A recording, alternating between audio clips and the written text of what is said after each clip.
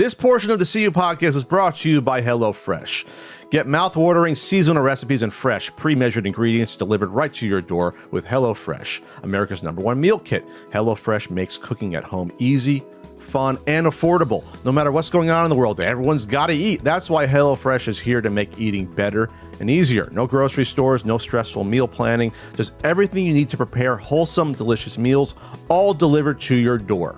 With 50 weekly options, including a rotating selection of items at the HelloFresh market, there's plenty of delicious dishes to choose from, no matter the occasion. HelloFresh has options for everyone, including family-friendly, fit and wholesome, and quick and easy meals, so there's something to please even the pickiest eater at your table. Stuff like the honey barbecue pork cutlets is great. Oh, it's delicious. And if you're really into like shellfish and whatnot, this garlic herb butter shrimp and lobster tails was fantastic. HelloFresh recipes feature produce sourced directly from U.S. farmers and picked at peak ripeness. It goes from the farm to your front door in under a week, which means their spring menu features the season's freshest flavors. HelloFresh will help you save time, money, and stress. With HelloFresh, step-by-step recipes are super easy to follow, and the ingredients are pre-portioned, which will help cut out waste and save on prep time. HelloFresh is cheaper than grocery shopping, even at full price. The pre-portioned ingredients mean you don't waste money on excess food. It's literally one of my favorite things about HelloFresh. HelloFresh will help you reach your goals. They offer veggie, pescatarian, fit and wholesome meals,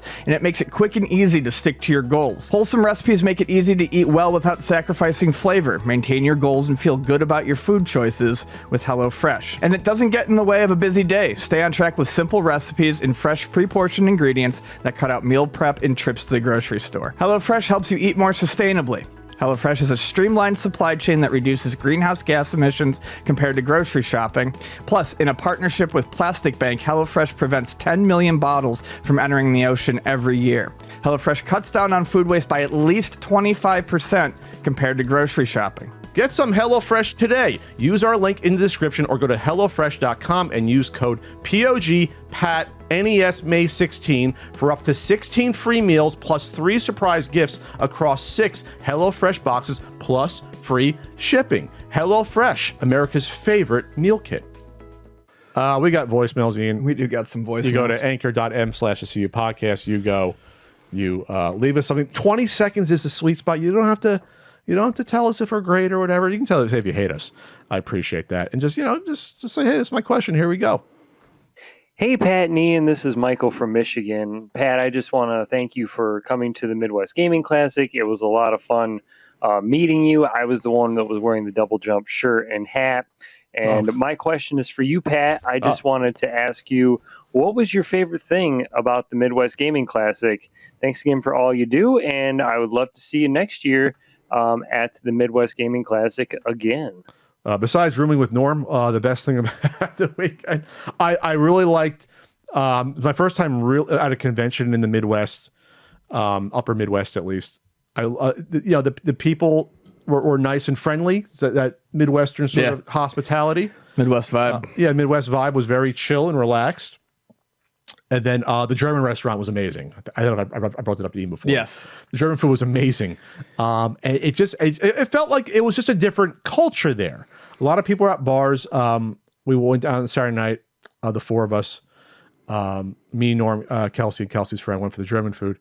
And the bar, everyone was watching. Everyone was watching the Brewers. Everyone was like having a good time. Just felt like really relaxed. Nice, like downtown Milwaukee. It's a nice area. Hi, Pat and Ian. This is Gordon, a former Canadian phoning from East Sussex in England. I just wanted to say I was watching Zodiac on the weekend, and Pat, you are a spitting image for Mark Ruffalo's Inspector Dave Toschi. If you've not watched it recently, great movie. You have to see. Watch out for that. I was also wondering, do you think there's any relation between Tommy Tallarico's Intellivision Amico and Mr. Majorium's Wonder Emporium? Do you think that the branding was entirely based on a ridiculous rhyme? Thanks very much. Bye-bye. Being that nothing was thought about this project at all, I would not put it past it. That was part of the reasoning put into the name. No, I mean, obviously his extreme Italian pride is the reason why he chose an Italian word. But the Tommy Tallarico Amico, certainly a bonus that I'm sure he loved after the fact, if it wasn't intentional. Hey guys, it's Tim from Minnesota. I just wanted to talk about how you guys feel about shutting games down. I'm a senior systems architect, and we cannot keep games around forever. They run old hardware, old software, and unfortunately we need to shut them down. We need people to patch and maintain them. There's security vulnerabilities, all sorts of things going on. So while we would like to keep them forever, we simply cannot. Regardless of if they're on PC, Xbox, PlayStation 3, they all run on computer servers, virtual machines usually, or something of the nature. And unfortunately, sometimes there's security issues. Sometimes the software isn't supported. They're running on all sorts of reasons. So we can't keep them running forever, unfortunately. And oftentimes it actually does cost us money if we want to keep them running. There's been servers running that have 5 users a week. All right, I get it, Tim, but you don't want to white knight too hard for, what was that, Ubisoft we're talking about there, because like they were shutting down games that were like 4 years old, the servers. Like, it wasn't just stuff that was 15 years old. It was stuff more recent. So I guess it gets to the argument of like I don't know how it works. I don't entirely. But if a game is 3 years old, wouldn't that tech be on something a little bit newer than a game from the 2000s? Wouldn't that be something a little bit newer? So I don't know how it lines up entirely, how the risk assessment, risk reward is put out there. Right. I understand it costs money to run servers. Sure. I'm not dumb. You need maintenance. I guess my thing is I oftentimes get angry when games get shut down. It's not so much at the company, as long as it's had a decent run. It's more I'm concerned about the preservation for a game that is so reliant on the server. And if that's getting backed up and it's getting, and probably these days, I'm sure it's happening more and more, that's getting saved, I'm less concerned. But I mean, yeah, if someone out there that works for like a company like Ubisoft wants to say, hey, Pat, this is the average cost per game versus number of users to keep this going per year, so I have a round number, absolutely, let me know. Is it a few $100s? Is it $1,000? Right. Like, let me know what that cost is for all that, for basically overall maintenance. I would love to know that. Ian, Pat, it's Tommy again from Sheffield in the United Kingdom. Big shout out to all the Tommies out there. We're not all bad. I'm a Patreon subscriber. I even helped my neighbour with his bin collection today. We call trash bins in the United Kingdom. We also call the Super NES the SNES. I'm really sorry, Pat, but we do, and I don't think that's going to change anytime soon. Speaking of the SNES, Batman Returns, I feel it's one of the most underrated titles on the Super NES. I like it. Super NES library, sorry, excuse me. I feel like it's better than Final Fight. I feel like Streets of Rage 4 borrowed some of the movesets. I'd love to know your thoughts on that particular game. Love the podcast. Big kisses. It's not better than Final Fight. Better than Super Nintendo Final Fight. Did I review that? I think it's fun and it's an overlooked it's game. Interesting. It's not great. To me, it's interesting. The problem is it's solid. I think any beat 'em up I feel like should have 2 players, but at least Batman was designed around 1 player. Sure. I might have given it 3 stars. I think I reviewed that, but God, we're talking. It's better than average. It's interesting because it has like you can block in it, and it's not the standard beat 'em up at the time. Right. It's interesting. No, it's unique. And there's weapons, obviously, which is good. Next. Hey, Pat and Ian, this is Cindy from Tacoma, Washington. You've mentioned a lot in the podcast over these past few weeks about your love for Funhouse. And yes, that is a fantastic show. My question to you is, what are your thoughts on the 2 other Stone Stanley massive housed game shows in either Legends of the Hidden Temple or one of my personal favorites, Shop Till You Drop? Anyway, enjoy the podcast. Thanks, and have a great day. I love Shop Till You Drop. I used to watch that as a kid, and I went back and looked at a couple like things just to remember the flow of the game. I used to love that dumb show just because it was like a mall setup. I loved it. I loved both of those. Shop Till You Drop was probably the one I liked a little bit more. Legends of the Hidden Temple, here's my deal. I love the concept of Legends of the Hidden Temple, and I like the temple at the end. The problem is the way the game is designed. You really kind of need to get all of the pendants of life if you want to beat the last temple. And there are ways, depending on who wins, like the physical challenge games, to only end up with 1 pendant or 1.5 pendants, and it makes it extremely, extremely difficult. So unless one of the teams just sweeps the other team, It's hard to do. it's way harder. See, I don't like that concept then. Yeah. Because I like the idea. I just don't like how that plays out. I didn't like the fact that they had like the guys dressed up and like they would capture them inside the final temple, whatever. I don't think I ever saw. I didn't watch it as much as Funhouse. Funhouse was not easy to win. Funhouse. No, I saw teams win Funhouse. I don't think I ever saw someone when I was watching win Hidden Temple. I don't think I ever saw it. It happened. It was rare, but it was like if they had all the tokens, as long as they put the fucking monkey together the right way, they would win. And if you didn't have the tokens, you didn't win. One that I do want to mention real quick though, that was also the big set kind, but much earlier, Finders Keepers. I don't remember that one. You don't remember Finders Keepers? Let me see that. Okay. Finders Keepers. Interesting. Finders. What was it on? It was on Nickelodeon for at least part of the time. It might be one of those things where once I see it, I'll know it, but it was, I want to say it was like early 80s. Early 80s? Yeah. Nah. 87. Oh, okay.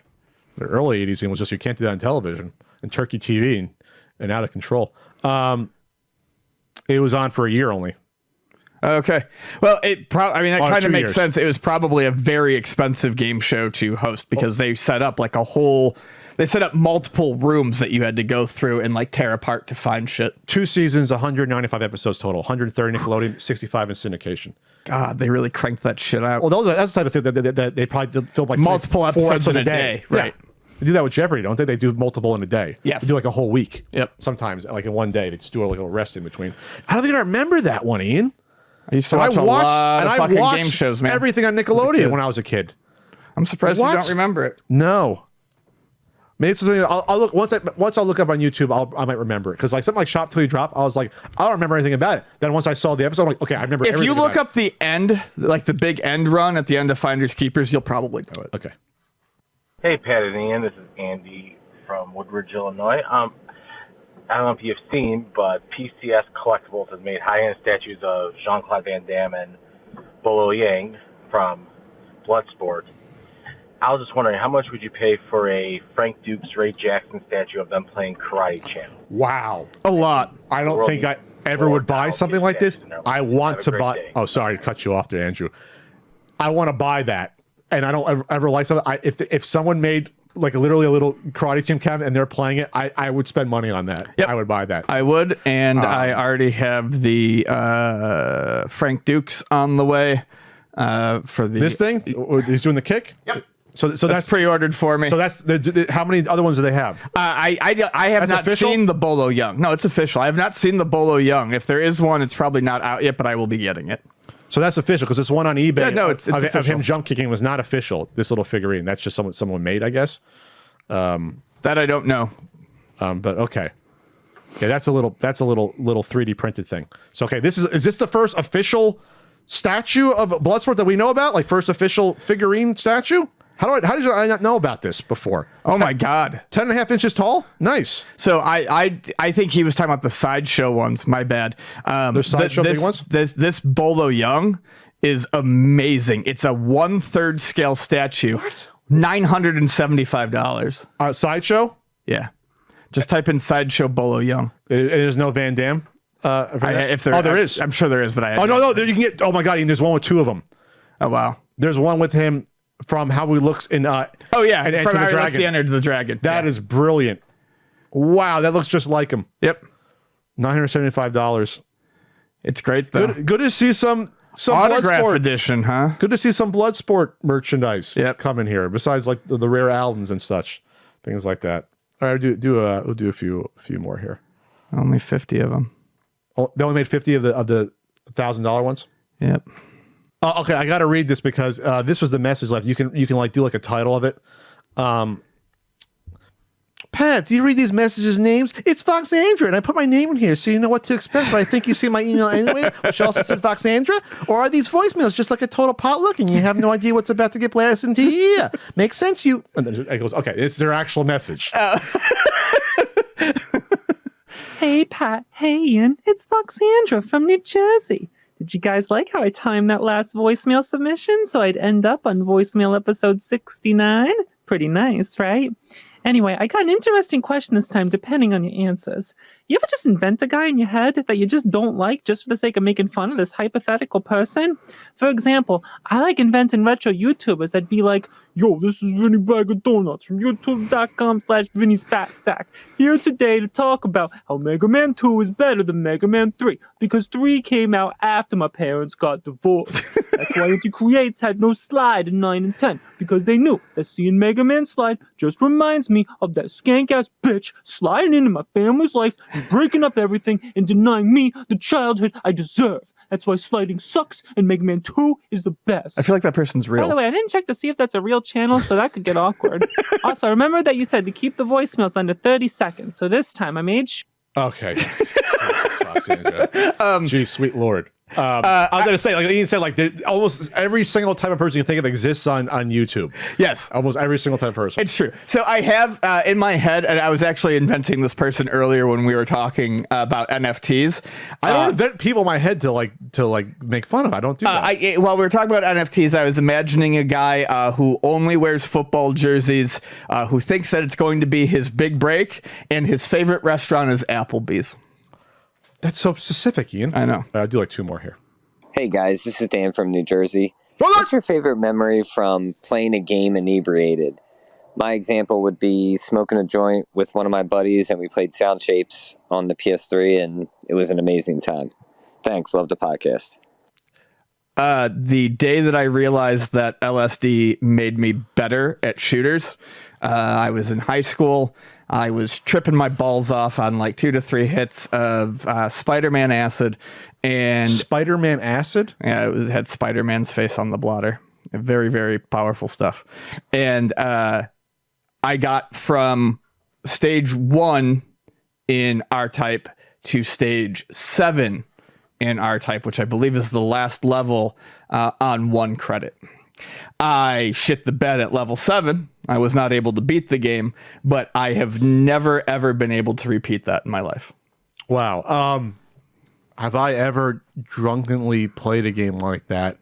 I almost count me being punch drunk on the past marathons with, going 36 hours without sleep and being all goofy. Yeah, sleep deprivation. Yeah. Yeah, I think that almost counts. Us singing Sunday Fun Day while like up for almost 2 days, that probably counts. I'll let it pass. Something like that, or me, raving about how much I hate Mega Man off of no sleep. The classics, Ian, the classic hits from past marathons, and then yelling at Rue because I'm again every time we play Back to the Future, we take shots at Rue for saying it's a shooter, stuff like that. People still come up to conventions and bring that up. Really? Back to the Future being a shooter, just for fun. Oh yeah, that joke is good. Oh, that's evergreen. Hey guys, this is Don from Minneapolis. So I promised myself I would never ask a question about Tommy Tallarico because I just don't care. But for some reason, I found myself looking at his wiki page, and under personal life, it says, besides video games and music, Tallarico is an obsessive baseball and Spider-Man fan and collects balsamic vinegar. Wait, what? So my question is this. What? There's no accounting for taste. I'm not going to take a shot at him for collecting something weird. I collect weird stuff. But to the point, if you don't cook or you're unaware, balsamic vinegar is definitely one of those things like wine or specialty salts or olive oils in particular that you can get really, really deep into. For all the shit that I can say negative about Tommy Tallarico, honestly, his balsamic vinegar collection is the only thing I would want to talk to him about. Oh, really? Yeah. If you go to like Barron's, they do like there's tons and tons of like balsamic vinegars and like copper or metal like containers and There's tons of olive oils too. And really it's like a big, it's how you eat the bread. You dip it in a little olive oil, you dip it in a little balsamic vinegar, you mix it up a enjoy. little And bit. there's strawberry kinds, there's mint, like there's all sorts. So you can do it. Mouth is watering. Even fasting. You can do a bread tasting with the oil. Well, you can't really know, but you can buy the stuff there for that. And sometimes they do have, before pandemic, they did have like little croutons laid out that you could use to sample some of it. That sounds incredible. It was good. You want to check in with someone? Let's check in with I feel like this is not going to go over well because we did not do like a lot of game topics this time out. Did we? Did we talk about like actual video games? I don't know. Who cares? For this? Well, I don't know. A YouTube audience. All right, we'll check. So in don't tell them. Hey guys, Tommy here. As you probably know, I was involved in a little accident with the Holoride, which really wasn't my fault because those 13 cars just came out of nowhere, and those 7 pedestrians didn't have the light either, okay? But one of them's sharing my hospital room, actually. How you doing over there, Father Kelly? Oh, shut up, will you, boy? Okay, I think he's still mad at me. You know, Jesus would want you to forgive me right now. You're gonna see Jesus if you don't shut your face, boy. Wow. I think that means he wants to kill me. I don't think a priest is allowed to do that, but anyway. I heard that Ian was having some health problems too, but once again, he just wouldn't die, so I guess we're just gonna have to keep doing this, but whatever. Thank you to everyone who sent me flowers, and fuck you to everyone who sent me RBI baseball stickers. Bye. Anyway. Oh, you know you can get RBI baseball stickers at ultimatenintendo.com to send to whoever you want. Well, you know, I hope you recuperate there, Tommy. He sounded a little more subdued besides the fuck used. Yes. A little more subdued than normal there. And I hope Father Kelly comes around. I really hope Father Me too. comes around. Well, Man of the salt. Man of the cloth? Man of the cloth. Man of the salt. Man of the salt. Salt of the earth, man of the cloth. There we go. Man of the salt. That's a new thing. Yeah, man of the salt.